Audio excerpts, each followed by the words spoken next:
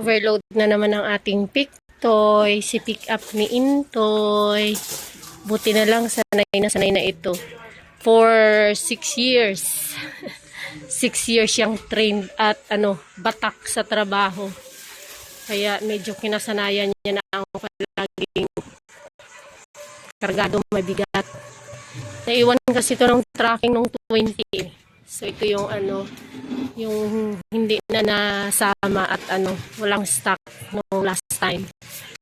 Kaya since may transaction naman kami dito sa city ay kami na lang ang nagkarga. Kaya pa naman siya. Pero kung nadagdagan pa ito, sigurado ita-tracking na lang to. Pero hindi ko na rin dinagdagan kasi tinansya na lang din talaga na kumasya siya. Kasi baka alanganin din ko magpa-tracking pa sa sunod kasi kakapa-tracking lang nung nung April 20.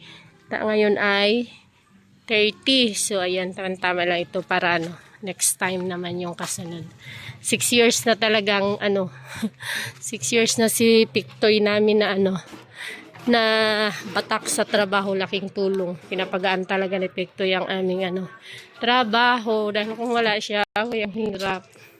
Kasi tulad nito, pagbabiyahe ko, konti-konti lang, diba? So, hindi mo na ipapatracking, sayang din ang pamasahe.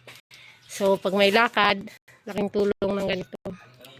Pang talaga siya, pang may business, pang may kargahan. Laking tulong sa sa expenses sa pamasahe, sa tracking. Siyempre, kada biyahe, may karga ka na, libre na ang karga mo.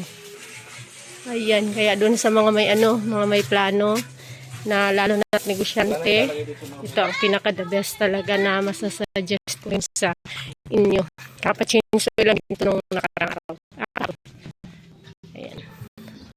Tapos imagine, 6 years. 6 years siya. Ay, 6 years na to, Hal? Nung April 2.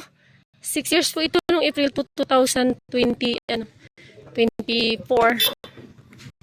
Ayan siya. So imagine mo, inalagaan talaga namin. Makinis pa, walang dimples yan. Walang mga gas-gas yan, maliban doon sa gas-gas na ni Odette. Na nabigay ni Odette, pag yung Odette ito. Pero hindi masyadong halata. Kay Odette yan, hindi man-made. Hindi dahil sa aming pag-iingat. Tapos, saan pa ba yun dito? Ito. Kay Odette din yan, bagyong Odette.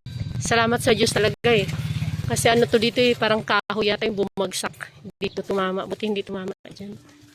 So 6 years po siya. 6 years na namin siyang kaakibat sa trabaho at sa negosyo. Napakagaan ang nangyaring mga transaction at aming sa mga biyahe at pangarga dahil sakay road truck na yan.